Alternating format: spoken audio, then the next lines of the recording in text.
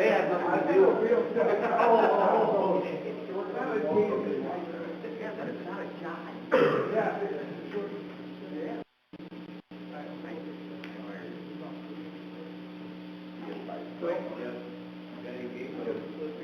I guess the #1 team in the country on Sunday.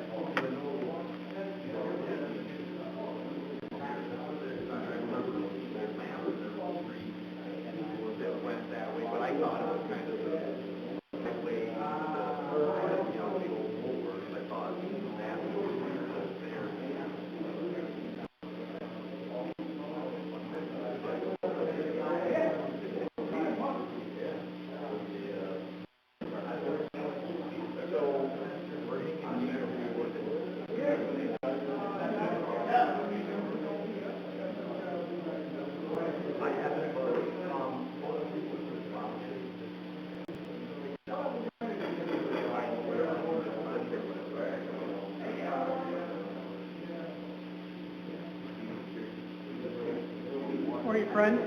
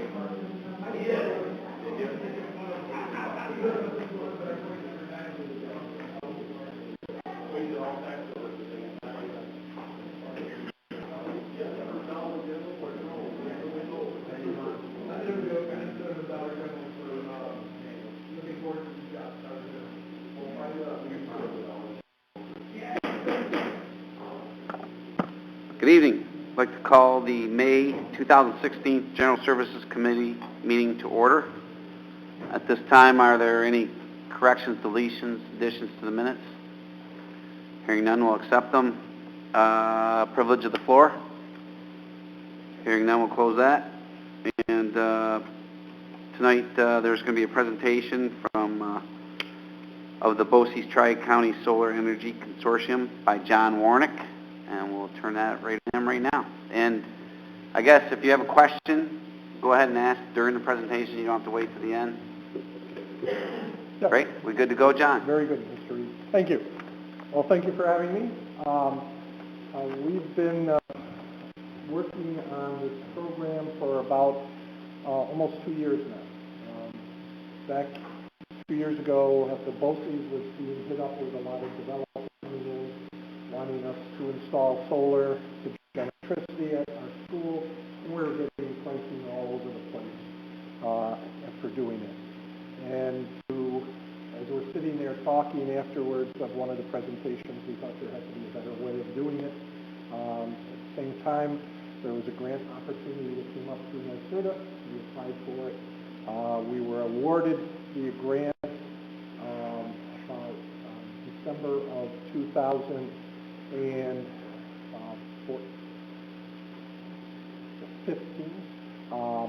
It was shortly after I had retired. So then I'm back managing the grant, and as we moved along with that, we realized that because of some time issues, when certain things expired, we had to start moving ahead and putting together what our grant was going to study. So what we formed what is called the Tri-County Energy Consortium. It is a group of schools and municipalities, and it's throughout what is called Load Zone E of National Grid, and I'll show you what that is. Anybody in the municipalities or schools in that area can join and belong to it. And we are looking at putting in large-scale solar arrays throughout northern New York to generate power that will, and in essence, the simple way of looking at it, we are getting into the energy generation business. We're going to generate, we're paying a developer to generate electricity for us. We're buying the electricity from the developer, their array, and then we sell it to National Grid, and in essence, for a profit. It's really credits that they use, and then we apply those against the members' utility bills.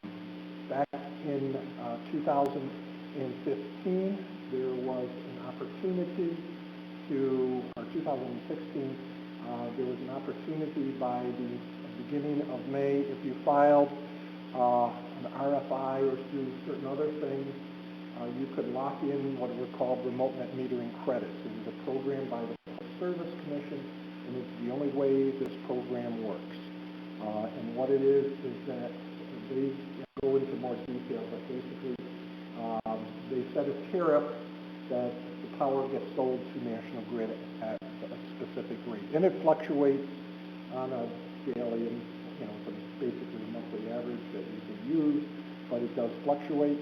And the difference between what we purchase the electricity for and what we sell it are credits that can be applied against bills.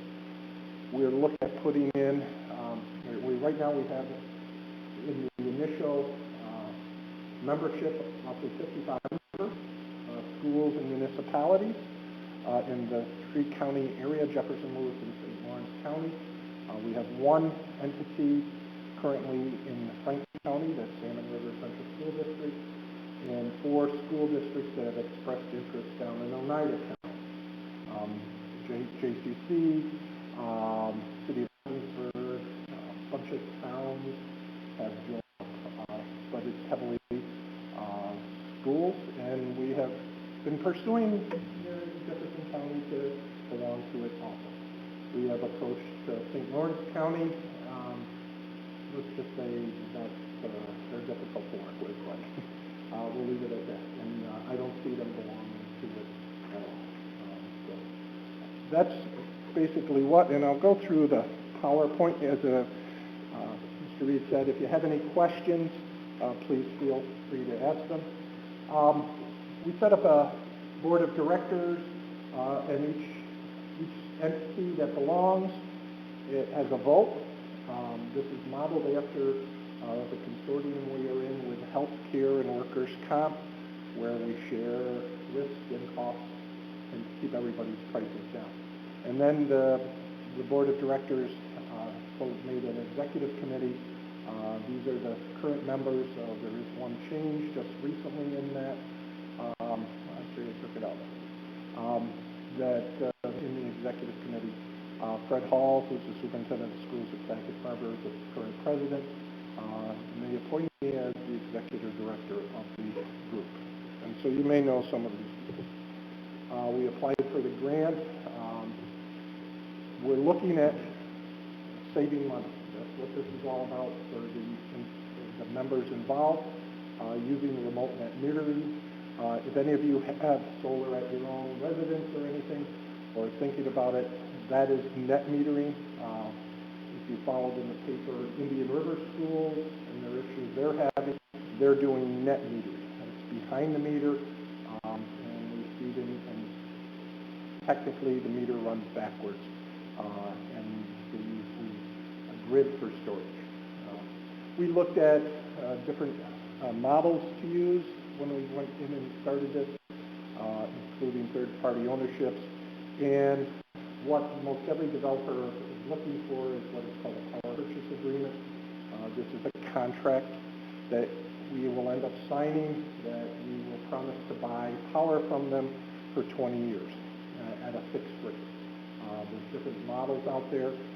One of the models, ours is, we wanted most of the business officials that we've talked to like to have their prices fixed, but you can also start at a lower rate if you're willing to have them put an inflation factor in, and everybody likes it.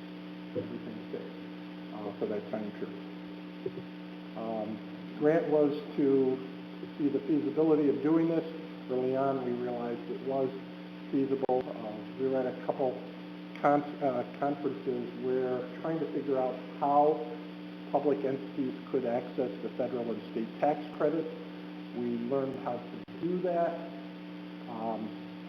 The issue comes in is that we could never sell it to schools and municipalities back here because it's, in essence, you were setting up to get around work within the IRS rules.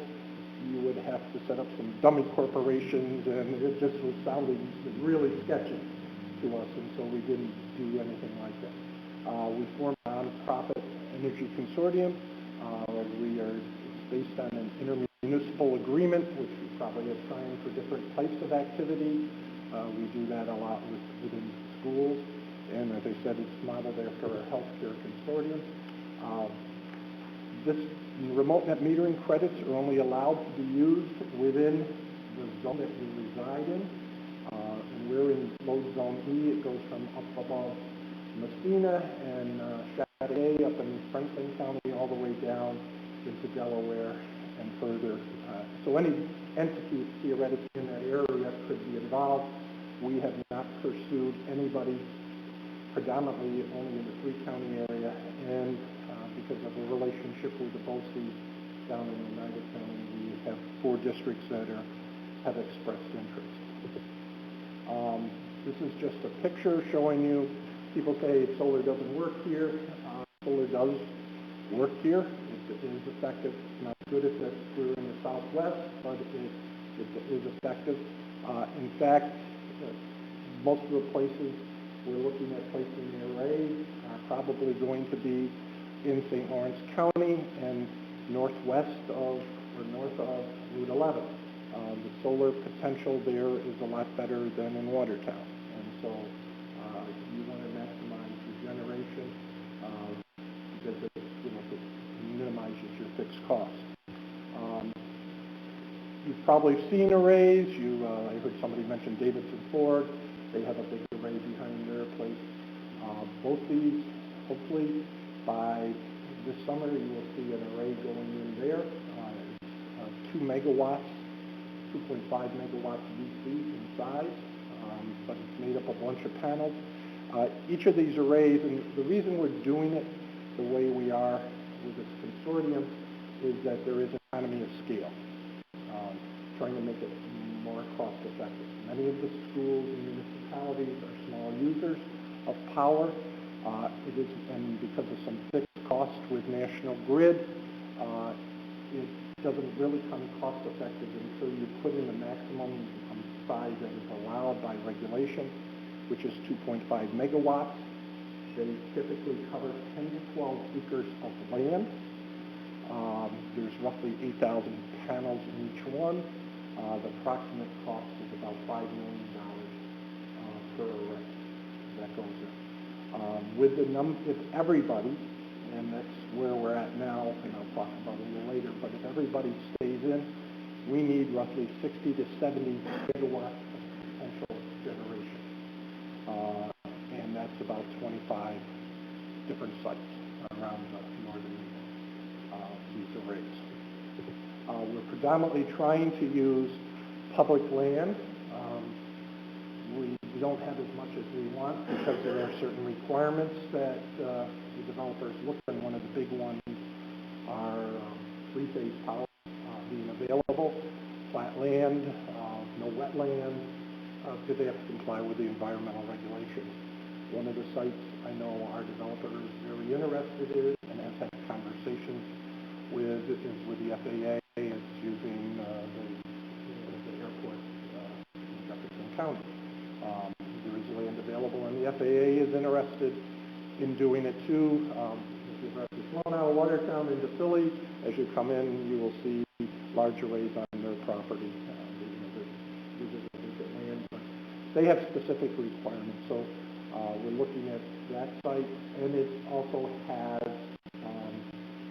it's near some substations that shows where you can hook the power into. This is an example. You have to keep in mind we're not generating electricity to use. We're not providing electricity for your bill. We're generating electricity to sell to the National Grid. Your electric bill is typically split up into three portions. One is the commodity, electricity. This is from February, and it shows what happens because of low cost of natural gas. This at the time was 6 to 7 cents. It's down to around 5 cents now, kilowatt hour. And then you have delivery charges from National Grid and demand charges that they put on the bill. And that comprises your bill. And the credits can be used to offset those three items on your bill. This sounds very simple the way I'm explaining it. There's a lot of moving parts to this that I'm not going to get into with you at this point in time. More than happy to if you want to spend a lot of time, but it can get very complicated with making some of the back office operations work. Public Service Commission allows these remote net metering credits. Basically, we feed it into what's called an SC2 meter. It's a non-demand meter. And everything that's fed into that, they pay us for that power. And that rate fluctuates. At the time, it was at 12.5 cents. Because the price of the commodity has dropped, it's around 11.5 cents now is what they will pay us. The array at Jeff Lewis Bosse, the PPA that we've already signed for there, and that's well into the permitting process, is at 7.4 cents. So we're looking at about 4 cents spread on that array. Because of some things that occurred with Solar City, who is our primary developer, they had some financing issues, along with many of the other companies. The next bunch of arrays are probably going to be around 3.4 cents. I wish we had signed contracts a year ago. It would have been a lot better. Consortium pays the developer a agreed to rate, and we then turn around and sell it. And again, the differential is will fluctuate, and that is also your risk. People say, what's the risk? Before I get to that, there is no upfront cost in this. The developers fund all the money. They take all the risk. We have no cost in this. But the risk is the difference between the remote net metering credit and the PPA rate. If the remote net metering credit ever drops below your PPA rate, we lose money. That's your risk. And if you look on the back of the one handout I gave you, there is a chart. And this is a chart that shows you from 2012 to 2015 what the remote net metering rates would have been. In 2012 was the lowest. It was just about 10.9 cents was the average for that year. The high was 13.9 cents. And it's broken up, and I'll get into it, but there are two main components that creates this, and you see it here. It's delivery costs from National Grid, and that is for their transmission lines, their poles, their labor for maintaining it, their overhead and maintenance, and the other is the commodity cost of whatever you buy, wherever you buy your electricity from. And it's my opinion, and you may disagree with my opinion, but the National Grid delivery charges typically aren't going to change. They have fixed labor costs. Equipment doesn't go down in price. That number is fairly, as you see, is only moving a tiny little bit in that examples that are given there, whereas the commodity does move. And if we drop, currently commodity is around 5.5 cents, depending on where you're buying it. And if it drops 60% in price, we would then lose money because we would drop below the PPA rate. Now, if you think National Grid is going, or the price of electricity is going to drop 60% from where it is now, then you don't want to probably consider it. The odds of that happening are probably extremely remote, and I can point to over in Lewis County, the biomass plant that they have over in Lionsdale has just the last week in the news they shut down because their cost of production was higher than what they could sell the power for. And if enough people, if people aren't going to keep operating at a loss, they'll shut down, which in turn will drive up the price of the commodity, and then people will come back in and start using more power. As we get built, what we're going to hope for every summer is that we have very hot, humid summers. In New York City, where the electric rates go sky high, and you probably can remember when they asked you not to turn on the air conditioner and minimize your electric usage because the grid can only provide so much power. And when you do that, when you see some of the charts, that's when power spikes and these remote net metering credits go through the roof. Back when we were in the polar vortex 2 years ago, power costs were around 16 to 18 cents a kilowatt hour. So you make a lot more money that way. So it is just another way of looking at it. The question I get when I do these presentations, where does this money come from that they're paying from it? And it comes from every ratepayer's bill. There's going to be a small surcharge, and I can't tell you how much, but it's probably going to be a tenth of a penny on everybody in that load zone E will help pay for the savings that we're generating up here. So there's an advantage to our taxpayers. Yes, they're going to kick in some money, but people down in Utica and below are going to also be subsidizing the savings we have up here. So that is where the money comes from. We have power purchase with a developer. There is an option we're still looking at, but it hasn't turned out to be cost effective. These developers are thinking around at somewhere in about a 20% rate of return on their investment, and I don't fault people for making profit. I do some consulting work. I do it because I can make money. I don't want to lose money. So these developers, and the financing people have about a 20% rate of return. We said, well, was there a way of us financing them ourselves and doing it? We pursued that quite heavily for a few arrays that we would own outright. There's some special bonds we use, but the rates that we were getting, the equivalent rates were higher than what we could get with a developer at this point in time, and so we're not pursuing that any further.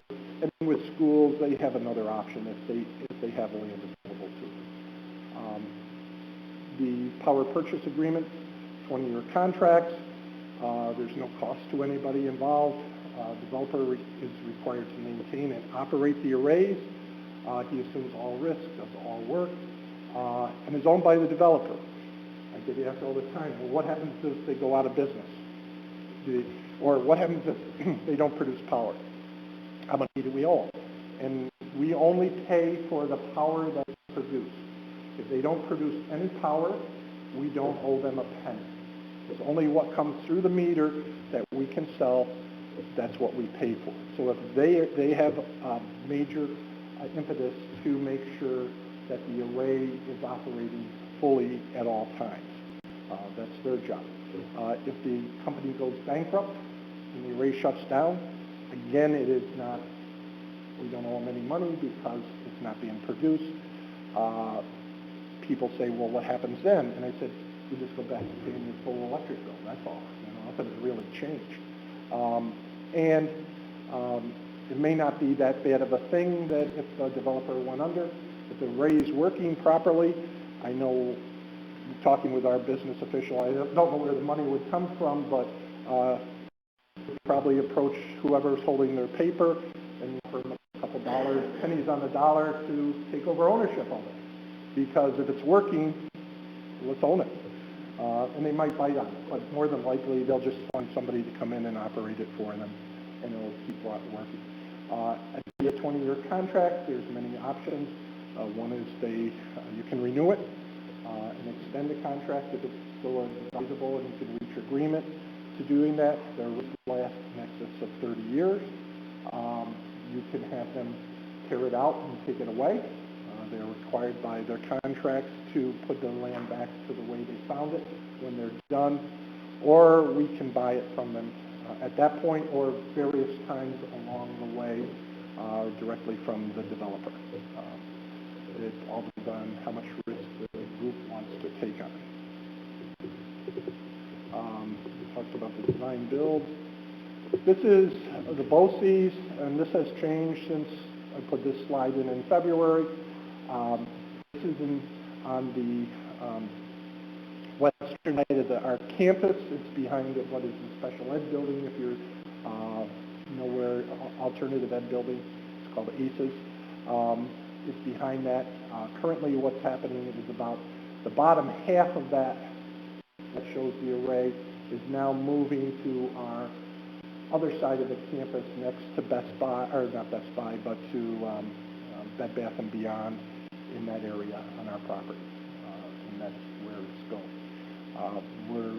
We only have a few sites with schools that have enough land available to them to use. One of the advantages for us using school land and also municipal land is that we're exempt from zone issues. If there happen to be local zoning issues, we are exempt from that. We also are trying not to take land out of production if we can help it, but the odds are we're going to need to take some land, private land. And this land, even the public land, and when I mentioned the airport, it would be leased and there would be a payment to the county for the use of the land for the 20-year time period. And that's negotiated between the county. If there's been a change, we were going to do the negotiating, but we decided to, why be the middleman? It's going to be negotiated between the developer and the owner of the land. Let them come to an agreement.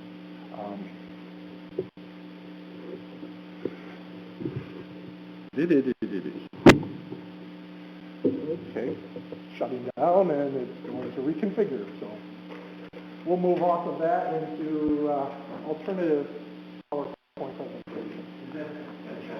You gotta be flexible. And we, yeah. And I don't know, I hope you do that. And a lot of it is heavy equipment classes, so we're limited on where we can put some of the arrays. We're also holding, actually, we're not going all the way over to eastern boundaries because every couple of years, for stuff that we're willing to sell. And so that's always on the table. So they didn't want to go down below because they said there were wetlands there and they tried to tell them all. They haven't walked the property. They're looking at it.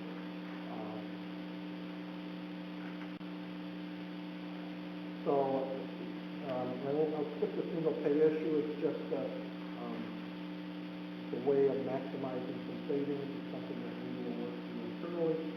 There is an office operations in the building.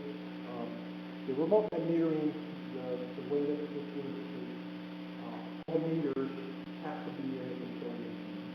So all the meters that Jefferson County takes place, Jefferson County will not get an electric bill.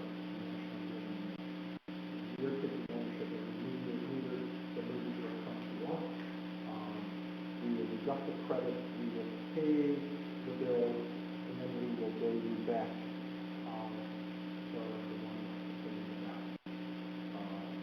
again, it is the Public Service Commission requirement that it can only be for your meeting, so we have to put them on there. And there is actually a Public Service Commission ruling that allows us to put meters in. One entity's name, that's different places. So we work through a lot of different issues to get this point on now. As I mentioned, 10 to 12 acres, 3-phase power, and it can't be there's different levels of 3-phase power. That's some of the issues. And the biggest issue we're dealing with right now is the national grid. Anybody from National Grid here? Are you? Okay. Good.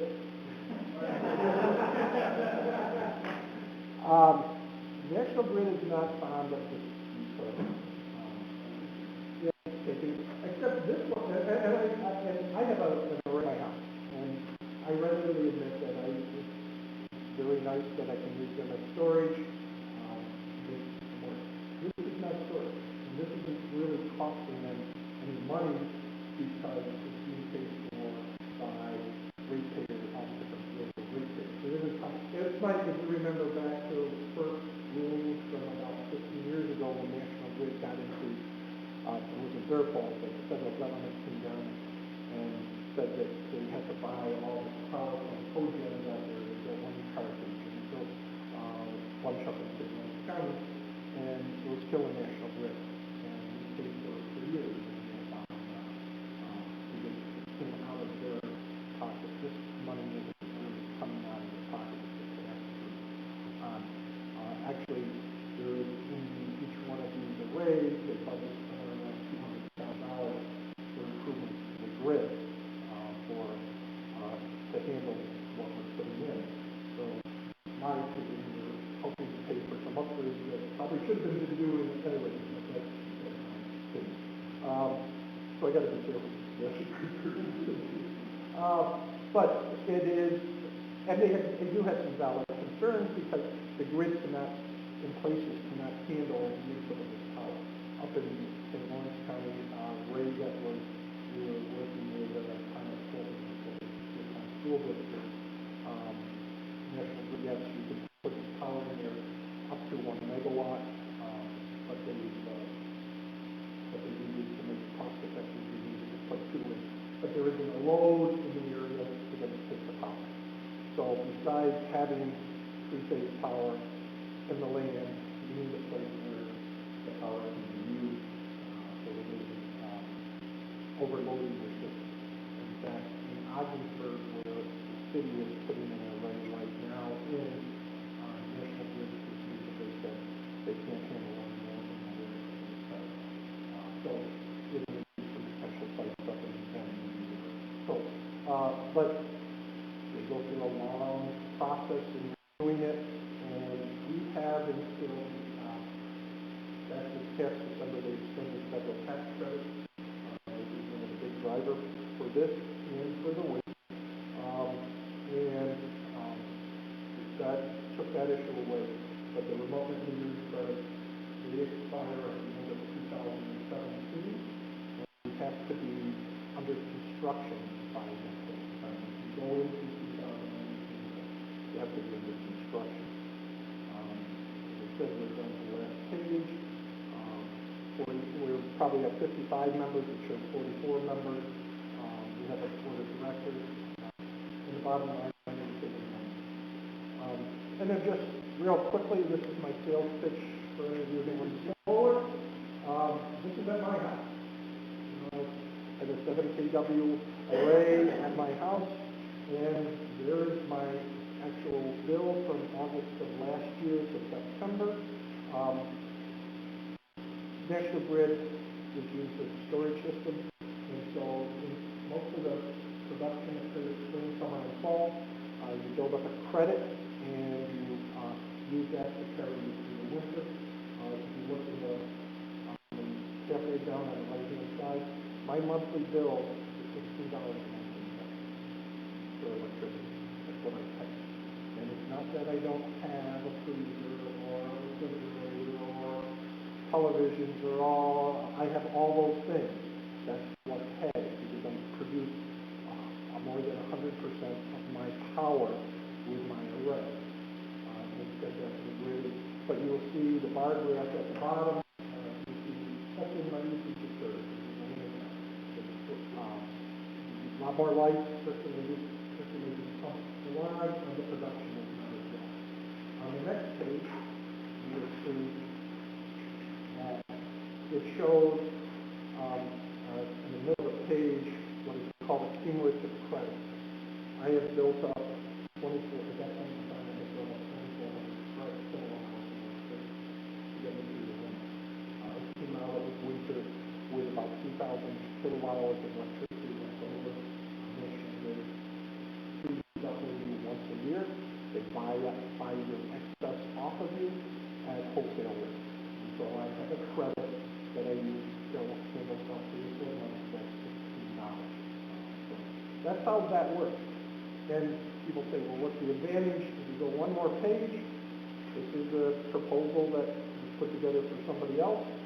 And if you go through it, it basically starts an array, it costs about $20,000. You get NYSERDA monies that reduce the price. You get federal and state tax credits. And in this model, it takes it, and they're showing that there's about an 8.7-year payback for that $20,000 investment.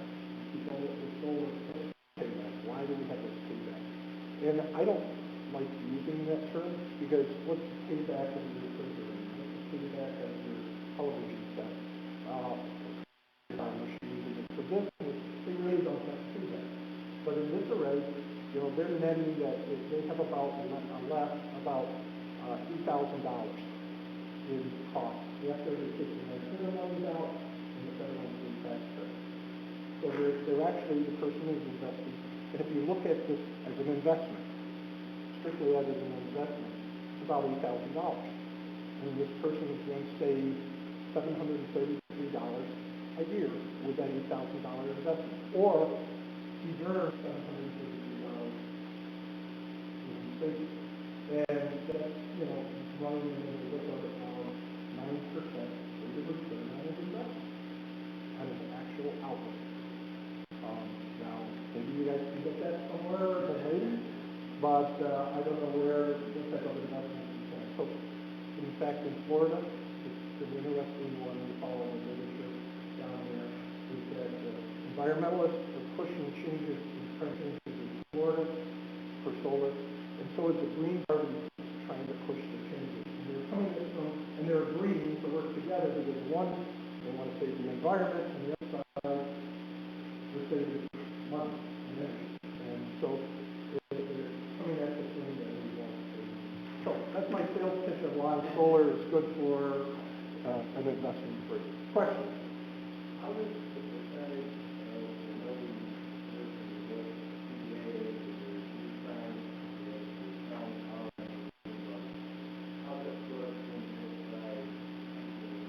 it's proportional to your usage. Your Jefferson County uses 7 megawatts power.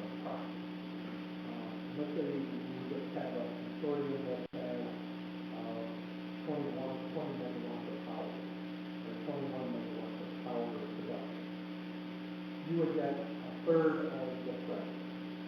And so it's going, and that could change. You could put energy efficient measures in, and let's say you drop down to 6 megawatts. You now go into again, the proportional share. So it's based on your actual usage and on usage.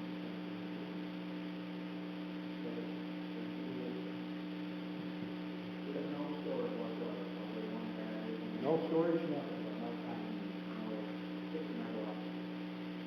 Yep. That's all it is.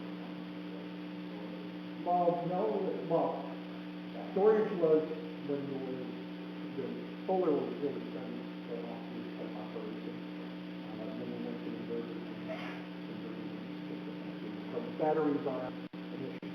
And, there's talk. There's something that out there that they're going to be bigger batteries that we start to storage on, which if it goes to pass and it's working and we're making money, we may be funding putting battery storage in because it may be more cost, or will be more cost effective because it's a complicated demand charges, is that you can use the battery to save your peak demand, and there's huge dollars there. Now, that one will be hurt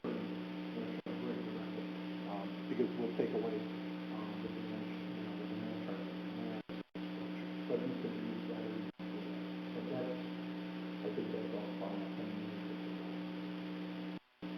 Other questions? Where we're at is that the developer from the city has back to us and said they want us to start signing additional PPAs with the consortium. And that means I end up having to sign contracts to purchase power. I have to have contracts over on the other side from entities saying they will, in essence, buy the power and resell it. And so we have prepared what's called an electric purchasing agreement, which I provide Mr. Hagan a copy of, and that is our contract. It mirrors in many ways the PPA, but it binds you for 20 years and everybody else to take part in this. And that's what, all at once, we put a deadline on people, approximately May 20th, to do the consortium fully now by signing this purchasing agreement or you're out. So far, and this is at the beginning of April, we put that deadline in place. People have board meetings that they have to recommend it that you run it through your boards.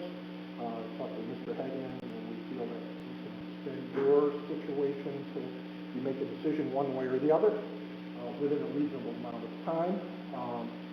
And we have had so far 11 entities return electric purchasing agreements, including JCC, School Association, St. Lawrence, School Association, Thomas, Cape Vincent, supposedly the Village of Cape Vincent, I haven't seen the paperwork yet, Lafargeville, Sackett Harbor, Colton Pierpont Schools, Harrisville Schools. Tonight, one of my other parts is Edward Knox and Thomas Governor, and they're doing presentations there, and they're supposedly voting on theirs.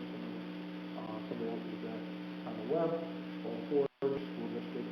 So we need to find the final number of where we're going to be at. So we have some people to keep at this point. Yep. John, any other questions for John? And if you need me to come back at another time, I'm more than happy to do another presentation or explain any questions. John, you've got some extra handouts I'd like to hang on to some for other board members who want. There's one on my desk. Oh, super. Well, that'll be good. All right, thank you. And Mr. Lawrence can probably answer many of the questions too. I'll put him on the spot. No. Thank you very much. Thank you. Yep. Thanks, John. Have a good evening. You too. Okay, we have a couple of resolutions tonight. We'll just get into those. First resolution is accepting donation on behalf of the Department of Fire and Emergency Management and amending the 2016 county budget. May I have a motion? Mr. Maxson? Mr. Ferris? Discussion? All in favor, aye? Aye. Opposed? Motion carries. Adopting revised guidelines and administrative procedures in relation to the county's housing improvement program funded by New York State Community Development Block Grant Awards. May I have a motion? Ms. Adsett, Mr. Ferris? Discussion? All in favor, aye? Aye. Opposed? Motion carries. That's it for the resolutions in your packet. You had a couple of reports this month. One from the Planning Department, Stormwater Coalition report, and Weights and Measures. Any questions on any of those? Okay, anything else to come before the committee? Motion to adjourn. Mr. Ferris, Mr. Navawanic, all in favor, aye?